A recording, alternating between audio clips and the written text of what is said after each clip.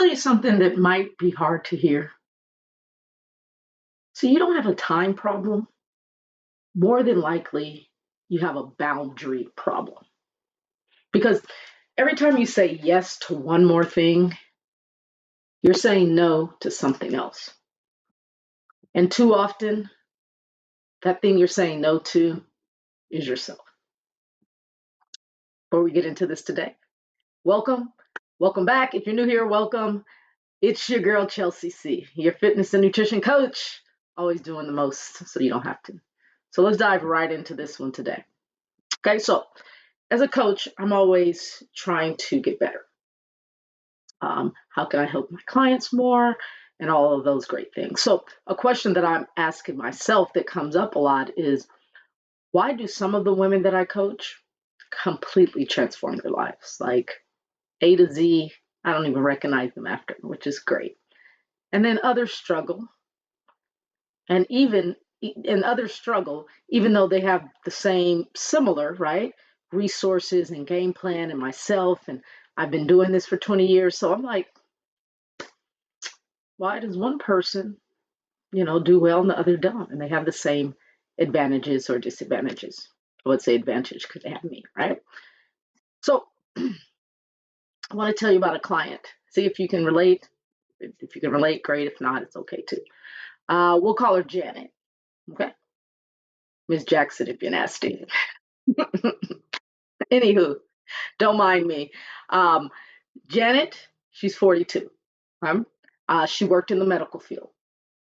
So most people that are in the medical field, the job is pretty stressful. Okay. She had two kids. She had high blood pressure, so she was on a medication for that. And she wanted to lose weight because she knew something had to change. And if she didn't stop doing the things she was doing, she could probably be on more medication. So we're trying to get it early, which is great. So we put a realistic plan together. Customized meal plan for her. We got a sleep plan that worked with her schedule, exercise routine, nothing extreme. Let's just start here. That's what I like to do, right? And then just small, sustainable changes. So for the first few weeks, Janet was killing it. She was doing great. She was sleeping more. I mean, not great, but more, right? We'll take 30 extra minutes, 20 extra minutes. She was planning her meals. She was taking her lunch to work. Her coworkers was like, "What you doing?" She was like, "I'm leveling up, baby." Okay. She was feeling better and she had momentum, right? Then around week 5, which is usually when there's something happens, right? Week 5, week 6, everything just started falling apart.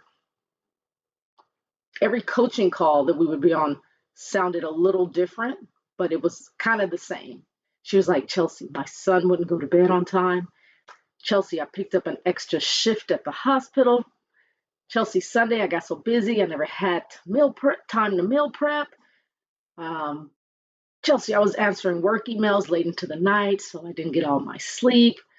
Um, Chelsea, I was so exhausted, I just grabbed fast food on the way home, did not do anything we talked about." So week after week, the details were a little different, but the pattern was always the same. Life kept asking for more. And she kept saying yes.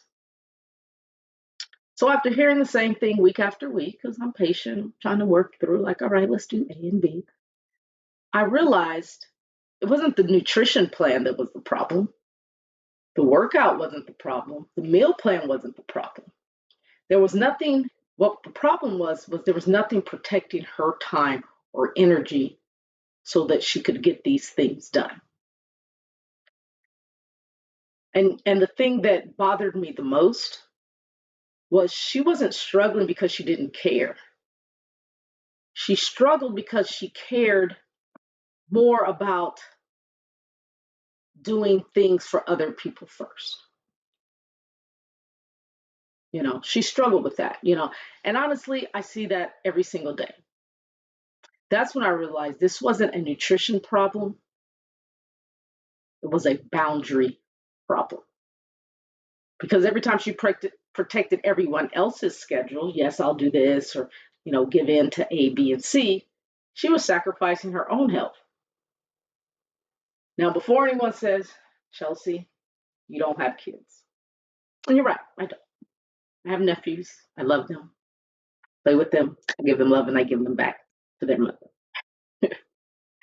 So I don't have kids, but this really isn't about kids. Okay. It's about protecting your health. Because whether you have children, a demanding career, aging parents, or simply the person everyone depends on, if you don't protect your time and energy, no one else will. And eventually your health becomes a thing that always gets pushed to tomorrow. Okay, so healthy people protect their priorities. So that, like, if you want to become a healthier person, I'm not saying you're not healthy. I'm just saying the most healthy people physically, not maybe mentally too, I don't know, but we're just talking about physical health. They have priorities, right? They're protecting their priorities. You know, um, I need boundaries. You need boundaries. Everybody needs boundaries, right? Because if nobody ever tells us no, we may work an extra hour. We'll answer one more email. We'll stay up watching one more episode of whatever latest on Netflix. We'll volunteer one more committee. We'll say yes to one more thing. Until one day you look up and you're exhausted. And I know from experience. Okay.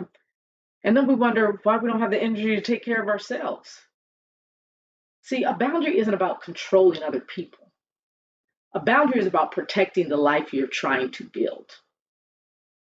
And if you tell me your health is important, your calendar should prove it, right?